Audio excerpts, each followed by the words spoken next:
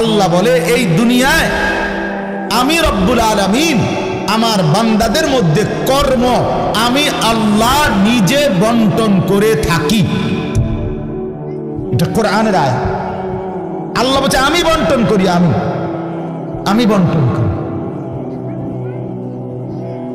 নাইলে কেউর পক্ষে সম্ভব না।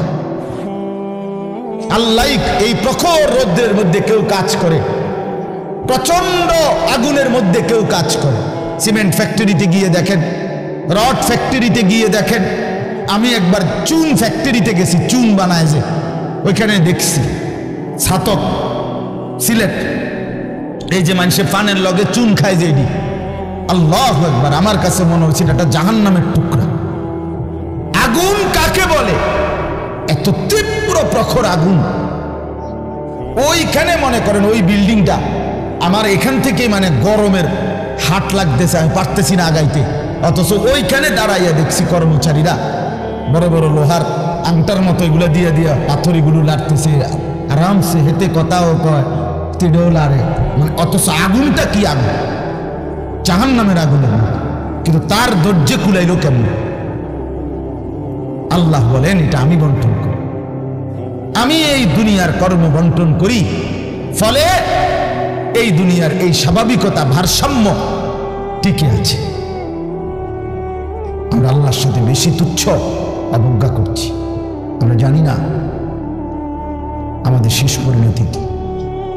ওমা কাদারুল্লাহ হাক্কা কদরি, আল্লাহ বলছে বান্দা তোমরা আমাকে যথোপযুক্ত কদর করলা না।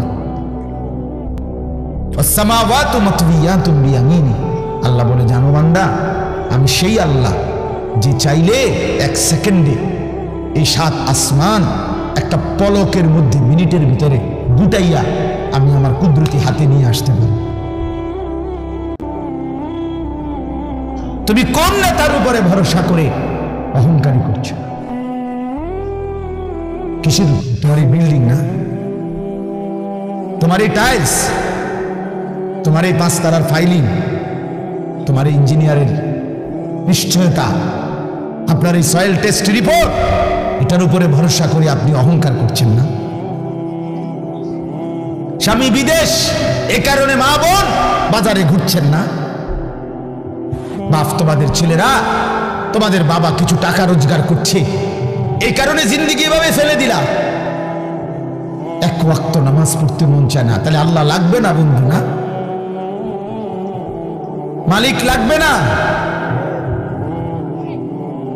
সোজা কথা, অনুভূতি জাগা দরকার দোস্ত, বিবেক জাগা দরকার। বলেন সারা দিনে মোবাইল টিপে জিন্দেগির কি অর্জন হচ্ছে? জীবনটা আমাদেরকে কি পরিমাণ হায়াতের সময় আমাদের নিচ্ছে। আহা যুবক, যদি বুঝতেই হবে বাপ, অচিরেই বুঝবেন, অচিরেই বুঝবেন। এই প্রযুক্তি আগে ছিল না, আগামী দিনে থাকবে না। ফেসবুক থাকবে না, ইউটিউব থাকবে, যেহেতু আগে ছিল না, সামনেও থাকবে না। কত প্রযুক্তি তো নাই। ফিতাওয়ালা সেই ক্যাসেট এখন নাই। তখন কি ফিতাওয়ালা ক্যাসেটওয়ালারা ভবিষ্যৎবাণী করছিল যে এটা আর থাকবে না? পাতলা পাতলা যে সিডি, এগুলো তো এখন নাই। তখন কি ওই সিডিওয়ালারা ভবিষ্যৎবাণী করছিল যে এগুলো থাকবে না? এটাও থাকবে। ওয়ায়াখলুকুকুম মা লা তা'লামুন, কুরআনুল কারীমে আছে আল্লাহ তাআলা বলেন ওয়াল খাইলা ওয়াল বিগালা ওয়াল হামিরা লিতারকাবুহা ওয়া জিনা, আমি আল্লাহ তাআলা গাধা, ঘোড়া, খচ্চর তোমাদের যানবাহনের জন্য দিয়েছি। মজার কথা হলো এরপরে আল্লাহ বলছে এরপরে আমি অচিরেই সামনে আরো অনেক কিছু বানাবো, সৃষ্টি করতে থাকবো যা তোমরা জানো না। মুফাসসিরিনে কেরাম বলে এই কথাটাই প্রমাণ করে কোরআনের যে পৃথিবীর কোনো আধুনিকতাই এখানে শেষ হবে না, এর চাইতে আবার আগে বাড়বে, আরো সামনে। বুঝেন নাই কথাটা? আধুনিকতা এখানে শেষ, এখানে শেষ। বরঞ্চ ইসরাফিলের ফু পর্যন্ত উৎকর্ষ আধুনিকতা বাড়বে। আরো আসবে, আরো আসবে, আরো আসবে। আর কি হইতে পারে আপনি দেখবেন। আমার তো মনে আছে প্রথম যেদিন আমারে প্রথম 2-4 বার শুনাইছিল যে মোবাইলের মধ্যে ছবি দেখা যায় বিদেশ থেকে কথা কইলে, যিনি কথা কইতেছে, আমি হাসি দিয়ে উড়ে দূর বেটা বেউকুফ বলে, কি কস না কস। কিন্তু পরে দেখলাম এটা একটা ডাইলবার। এখন তো এটা কোলের বাচ্চাও বোঝে তার আব্বুর ছবি দেখা যাইতেছে বিদেশ থেকে, ঠিক কি না বলে? এটা কি কেউ ভাবছিল তখন? আল্লাহ তাআলা বলেন আমাদের জন্য সৃষ্টি করব, ও চিরেই করতে থাকবো। মুজারের সিগা, যেটা ইস্তেমরার বুঝায়, ধারাবাহিকতা বুঝায়। মা লা তা'লামুন, যা তোমরা জানো না আমি তৈরি করব।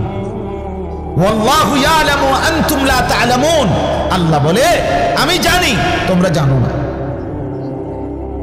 তোমরা জানো মানুষের কোনো আবিষ্কার, এটা মানুষের সত্তাগত আবিষ্কার নয়, বরং আল্লাহর ফয়সালা। এই জন্য আল্লাহ তাআলা যাকে দিয়ে যা করাবেন দুনিয়ায় তা আল্লাহই করাচ্ছেন। কসম খোদার, এটাই সত্য। এই বন্ধু বিশ্বাস করো, এটাই সত্য। এজন্য যে ট্রাক বানাইতে পারছে সে মোবাইল বানাইতে পারবে না। বলে তুমি এত বড় ট্রাকের মতো একটা এত বড় যন্ত্র মেশিন বানাইছো, একটা গাড়ি বানাইতে পারলে তো এই ছোট্ট মোবাইলটা তুমি বানাইতে পারত না? সে পারবে না। আল্লাহ তাআলার কুদরত এটা। কোরআনে আল্লাহ বলছেন নাহনু কাসামনা বাইনাহুম মাঈশাতাহুম ফিল হায়াতিদ দুনিয়া। আল্লাহ বলে এই দুনিয়ায় আমি রব্বুল আলামিন আমার বান্দাদের মধ্যে কর্ম আমি আল্লাহ নিজে বন্টন করে থাকি। এটা কোরআনের আয়াত। আল্লাহ বলছে আমি বন্টন করি, আমি বন্টন করি, নাইলে কেউর পক্ষে সম্ভব না। আল্লাহ এই প্রখর রৌদ্রের মধ্যে কেউ কাজ করে, প্রচন্ড আগুনের মধ্যে কেউ কাজ করে। সিমেন্ট ফ্যাক্টরিতে গিয়ে দেখেন, রড ফ্যাক্টরিতে গিয়ে দেখেন। আমি একবার চুন ফ্যাক্টরিতে গেছি, চুন বানায় যে, ওইখানে দেখছি ছাতক সিলেট, এই যে মানুষে পানের লগে চুন খায় যে, আল্লাহু আকবার, আমার কাছে মনে হচ্ছে এটা জাহান্নামের টুকরা। আগুন কাকে বলে? এত তীব্র প্রখর আগুন। ওইখানে মনে করেন ওই বিল্ডিংটা আমার এখান থেকে মানে গরমের হাট লাগতেছে, আমি পারতেছি না আগাইতে। অথচ ওইখানে দাঁড়াইয়া দেখছি কর্মচারীরা বড় বড় লোহার আংটার মতো এগুলো দিয়ে দিয়া পাথরগুলো লাড়তেছে, আরামসে হেতে কথাও কয়, তিড়েও লাড়ে। মানে অথচ আগুনটা কি আগুন, জাহান্নামের আগুনের না। কিন্তু তার ধৈর্য কুলাইল কেমন? আল্লাহ বলেন এটা আমি বন্টন করি, আমি এই দুনিয়ার কর্ম বন্টন করি। ফলে এই দুনিয়ার এই স্বাভাবিকতা ভারসাম্য টিকে আছে। ওয়াজআলুকুম খুলাফা আল আরদ। বন্ধু আল্লাহ বলছেন আমি আল্লাহ আমার জমিনের মধ্যে তোমাদেরকে আমার প্রতিনিধি হিসাবে বসবাসের ব্যবস্থা করছি, এটা আমি করছি।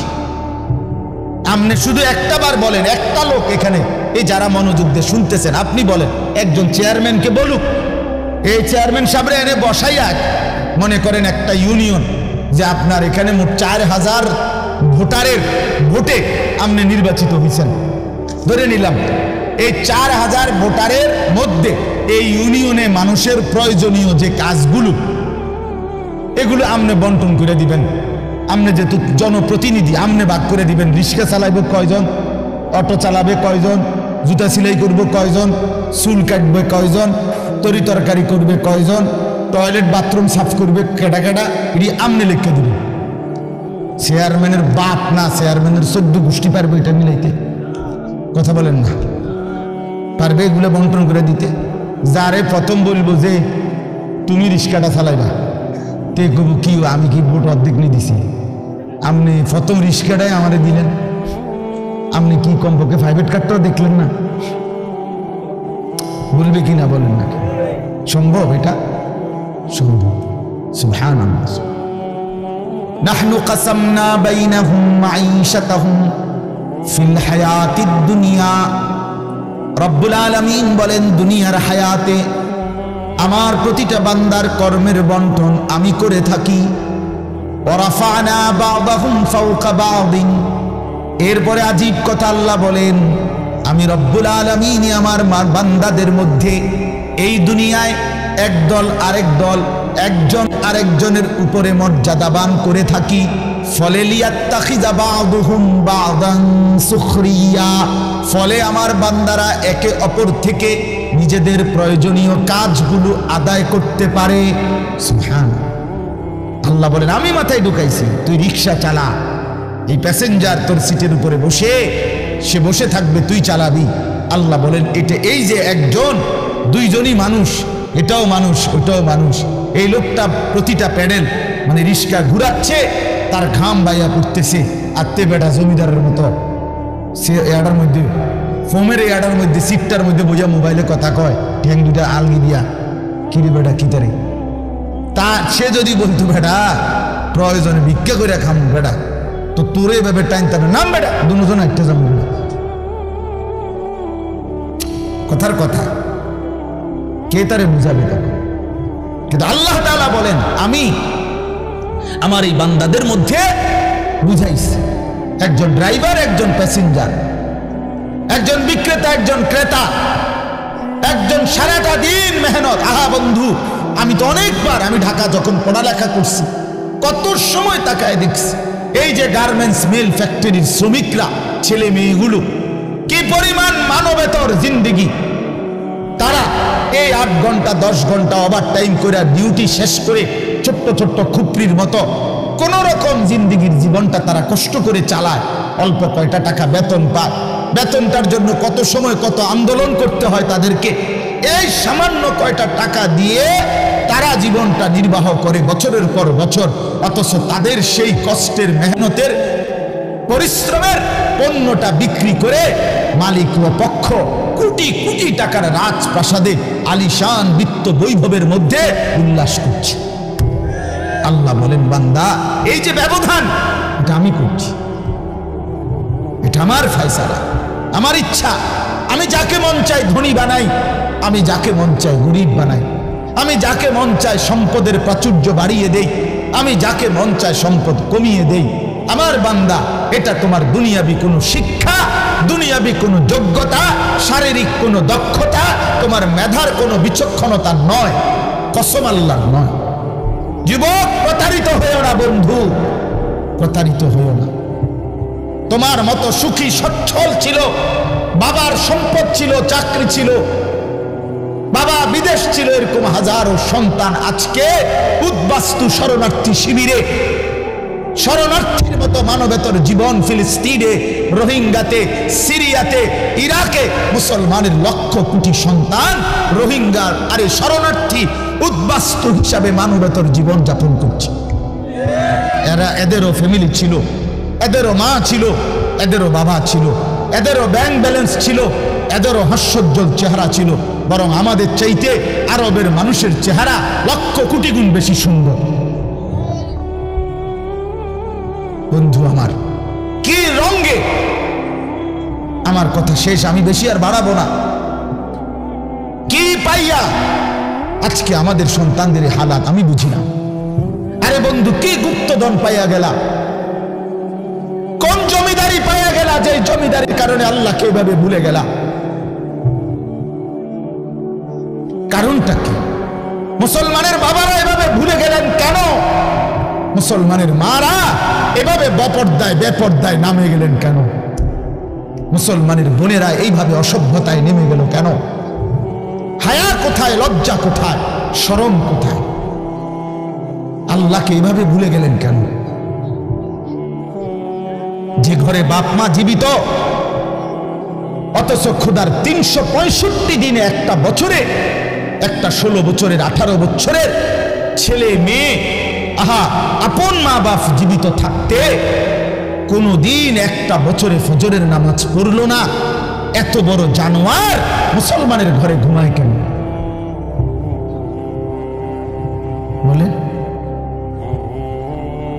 এত বড় অসভ্য এক মুসলমান বাবা মা এই সময় এত বড় নাফরমান নিয়ে এই ঘরে জীবন চলছে কেমন?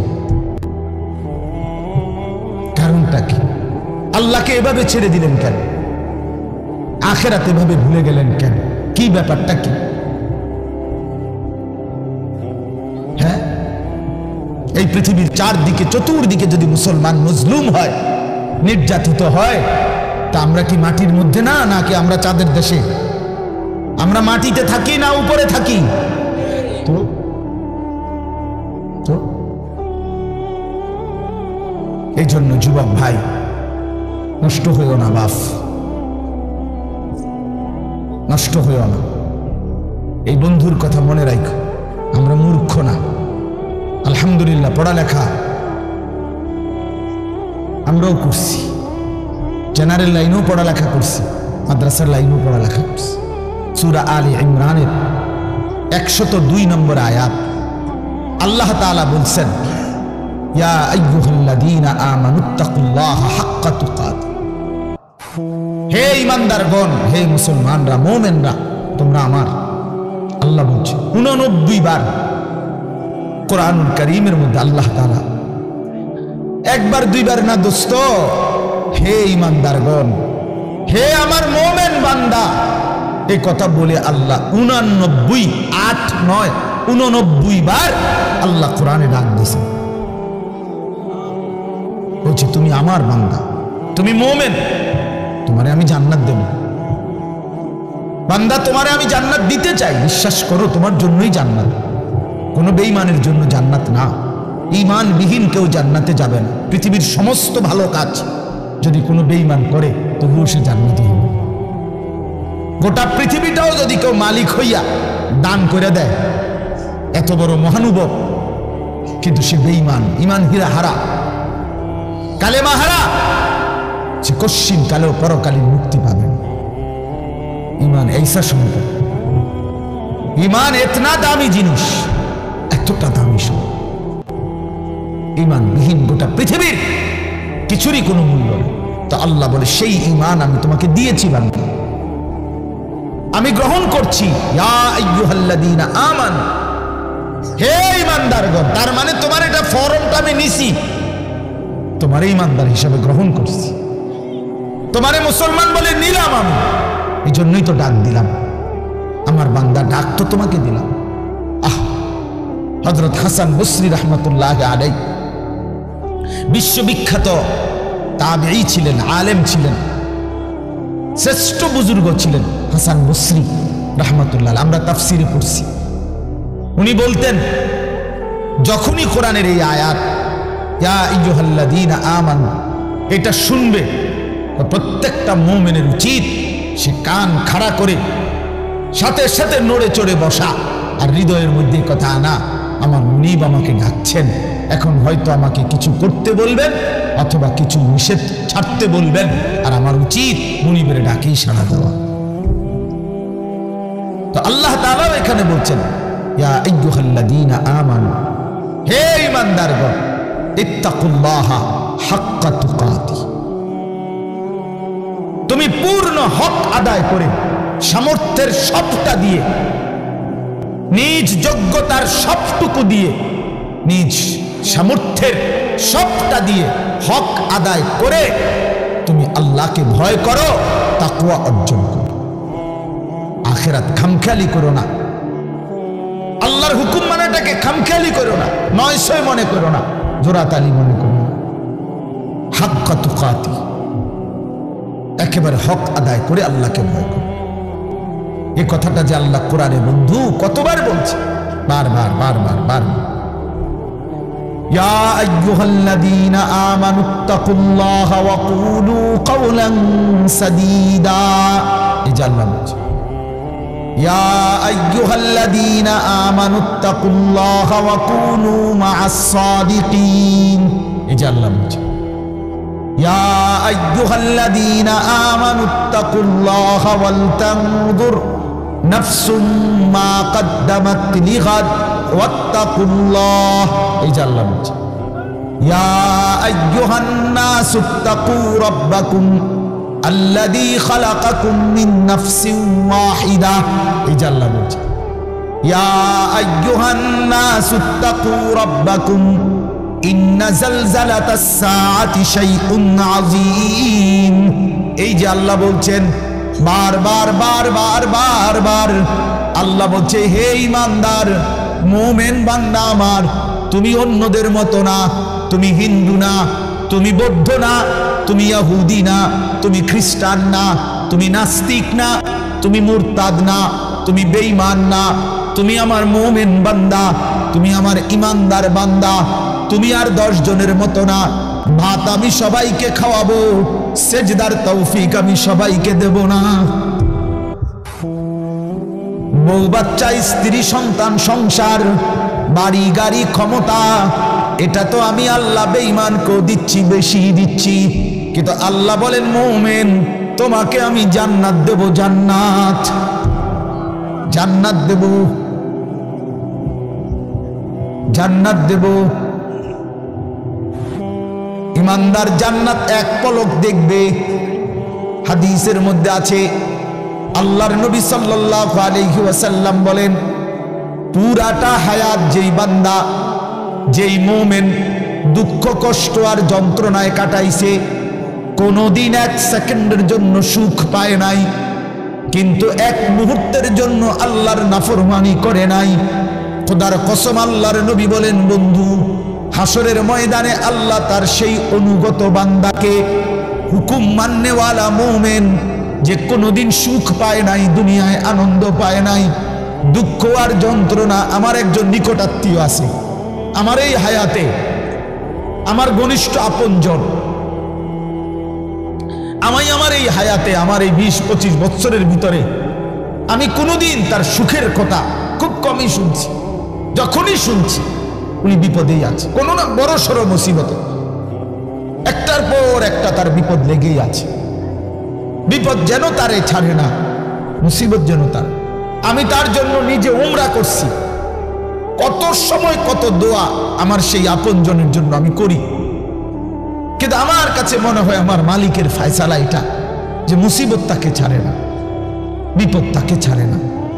আল্লাহর নবী সাল্লাল্লাহু আলাইহি ওয়াসাল্লাম বলেন, এই প্রচন্ড মুসিবতের ভিতরেও আমার হুকুমটা মেনে যে আখিরাতে গেল, আল্লাহ তাআলা ফেরেশতাকে বলবে, আমার এই বান্দাকে জান্নাতের চারদিকটা একবার ঘুরাইয়া, জান্নাতের দরজা বরাবর একটু দাঁড় করাইয়া আবার নিয়ে আসো। কসম আল্লাহর, এটা হাদিস। ওই জীবনভর দুঃখ কষ্টে আল্লাহর হুকুম মেনে গেছে, সেই লোকটাকে চারদিকে ঘুরাইয়া জান্নাতের দরজার কাছে 1 মিনিটের জন্য ফেরেশতা দাঁড় করাবে। জান্নাতের একটা মিষ্টি বাতাস 1 সেকেন্ডের জন্য তার কলিজাটার মধ্যে এসে লাগবে ভিতর থেকে। এইবার লোকটাকে আল্লাহ রাসূল বলেন, আল্লাহর সামনে যখন আনা হবে, আল্লাহ তাআলা জিজ্ঞেস করবে, আমার বান্দা জীবনটা বুঝি দুঃখ আর কষ্টেই কাটাইছো না? কসম আল্লাহর হাদিসে আছে, ওই বান্দা বলবে, মাওলা বলেন কি মাওলা, জীবনে দুঃখ কি জিনিস আমি তো কখনোই দেখিনি। আল্লাহর কসম, রাসূল বলছে, মুমিন ওই 1 সেকেন্ডের জান্নাতের বাতাস তার 70 বছরের দুঃখ ভুলায় দেয়।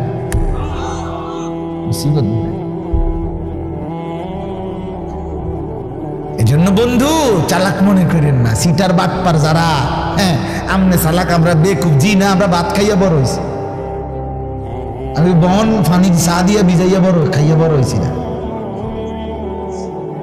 যুবক তোমরা যারা নামাজ পড়ো না, আর সারাদিন নারীর ছবি আর নর্তকীর নাচ গান আর এই ফালতু জিন্দিগি, সমবয়সীদের সাথে আড্ডার মাস্তানি আর এই সদর বদর, তুমি চালাক বেটা। হ্যাঁ আমি বেওকুফ।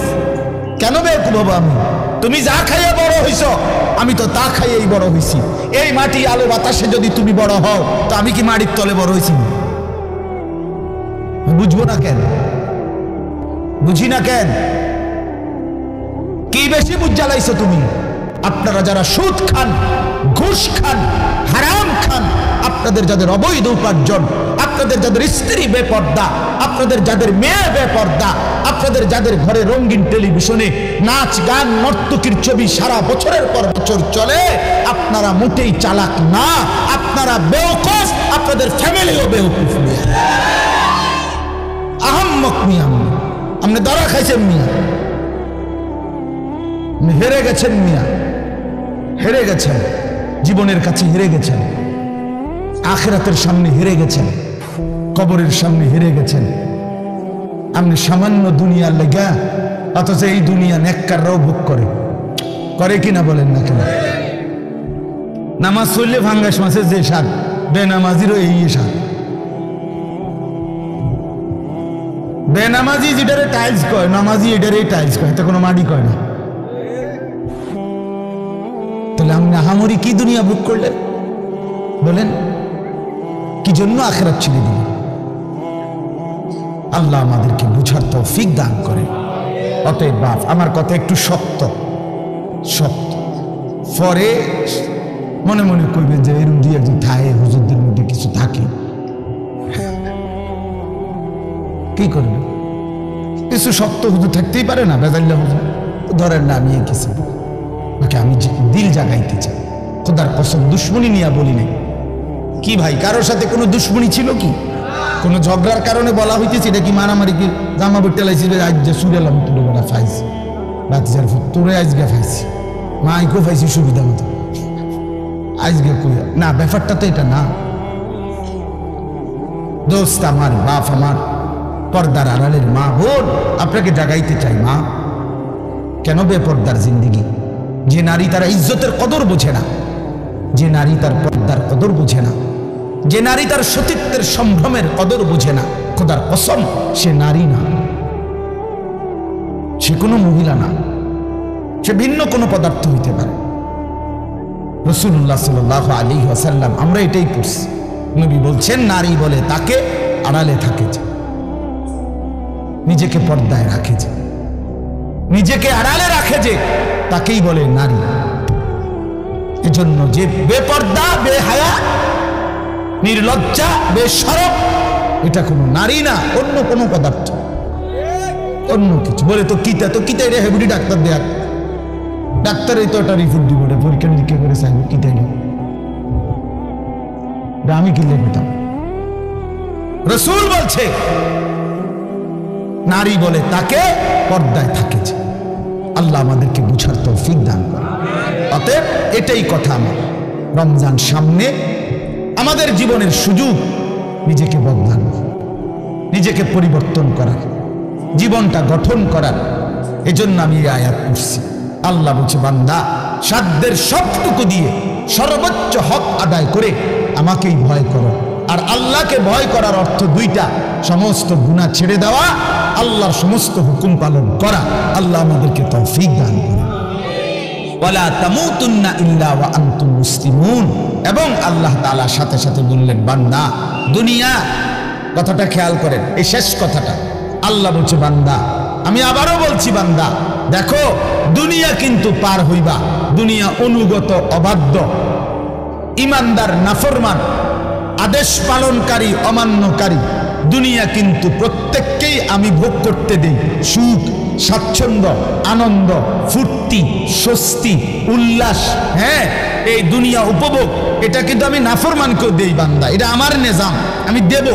কিন্তু বান্দা ওই কবর থেকে নিয়ে আখিরাত, পরকালে সেখানে যদি সুখ মিলতে হয়, স্বস্তি মিলতে হয়, স্বাচ্ছন্দ্য মিলতে হয়, তৃপ্তি মিলতে হয়, উল্লাস পেতে হয়, আল্লাহ বলছে, বান্দা বিশ্বাস করো, আমি তোমার অনুরোধ করছি, বান্দা পূর্ণ মুসলমান না হয়ে, আমার অনুগত না হয়ে, আমার গোলামি না করে কবরে আইসো না, মৃত্যুবরণ কইরো না। এই সুখ ওইখানে মিলবে না, এই সুখ ওইখানে কি হবে না। এখানে আমি অনুগত, অবাধ্য, উভয়কেই দুনিয়া ভোগ করতে দেই, কিন্তু কবরে দেব না, আখিরাতে দেব না, হাসরের মাঠে দেব না। সেখানে শুধুই উইদ্দাত লিল মুত্তাকিন, জান্নাত বানানোই হয়েছে মুত্তাকিদের জন্য, আখিরাতের সুখ বানানোই হয়েছে আদাত্তু লিইবাদিয়াস সালিহিন, আল্লাহ বলছে আমার নেক বান্দাদের জন্য। অতএব আমার বক্তব্য এটাই, রমজানকে কদর করেন, রমজানটাকে সামনে নিয়ে প্রত্যেকটা নারী, পুরুষ, ছেলেরা, নওজোয়ানরা, বাবারা গুনাহমুক্ত একটা জীবন গড়ার সিদ্ধান্ত নেন। চুরি, ডাকাতি, জিনা, ব্যভিচার, সুদ, ঘুষ, মদ, জুয়া, বেহায়া, বেপর্দার জিন্দিগি থামায় দেন। যুবক থেমে যাও, বাপ থামো, ভাইয়া অনুরোধ করছি, এক ভাই বললাম থেমে যাও, অসভ্যতার এই জিন্দিগি ছাড়ো, বেনামাজির এই জিন্দিগি ছাড়ো, সারাদিন নারী নিয়ে আর মোবাইল নিয়ে পড়ে থাকা এই জিন্দিগি ছাড়ো। মা বোনরা, আপনারা যারা খোদার 11টা মাস বাজারে বাজারে ঘুরছেন, মার্কেটে গেছেন, কতবার গেছেন, ও মা বোন, আল্লাহর দোহাই এক ভাই বললাম, কমপক্ষে রমজানটাকে কদর করেন, একটা মাসকে সম্মান করেন আল্লাহর দিকে চাইয়া। রমজানটাকে বাজারে মার্কেটে এই জুতা শাড়ি গহনা এই ফালতু জিনিসের জন্য খোদার এত বড় রমজানকে কোরবান করে দিয়েন, নষ্ট করে দিয়েন, বরবাদ করে দিয়েন না মা বোন। এটা অনেক বড় সীমালঙ্ঘন, অনেক বড় সীমালঙ্ঘন। আল্লাহ তাআলা বলছেন, বান্দা আমি এত বেশি সুযোগ দিছিলাম রমজানে, রহমত মাগফিরাত নাজাতে, কোনো মূল্যায়ন করলা না। এই জন্য রমজানের লাস্টে জিব্রাইল পাঠাইয়া নবীজিকে আল্লাহ জানায় দিছে, জিব্রাইল গাও বলে আসো আমার বন্ধুকে, বন্ধু আপনার যেই উম্মত এত বড় রমজান পেয়েও কদর করে নাই, গুনাহ মাফ করায় নাই, তার উপরে আমি আল্লাহর লানত। জিব্রাইল আয়েশা বলছে, নবী আমি জিব্রাইলেরও লানত। নবীজি বলছে, আমিন। জিব্রাইল আমি মুহাম্মদেরও লানত। তোর উরফে আল্লাহরও গজব, তোর উরফে ফেরেশতাদেরও লানত, তোর উপরে রাসূলুল্লাহরও লানত, অভিশাপ, অভিশাপ। এজন্য ইয়া বাগিয়াল খাইরে আকবিল, ইয়া বাগিয়াশ শাররে আকসি, এই শেষ কথা। নবী সাল্লাল্লাহু আলাইহি সাল্লাম বলে, রমজানের রাতে প্রত্যেক দিন সারাদিন রমজানে ফেরেশতা ডাকে, হে নেক কাজের আগ্রহীরা এগিয়ে আসো, হে গুনাহের কাজের আগ্রহীরা এবার তো থামো, এটা থামো, এটা রমজান, এটা রমজান। যুবক এটা রমজান, মোবাইলটা আর খুললো না, নারীর ছবি আর দেখো না, বেনামাজি জিন্দিগি আর রাখো না। আমরা প্রত্যেকে নিয়ত করি ইনশাআল্লাহ, বলেন ইনশাআল্লাহ। আল্লাহ তাআলা তৌফিক দান করেন।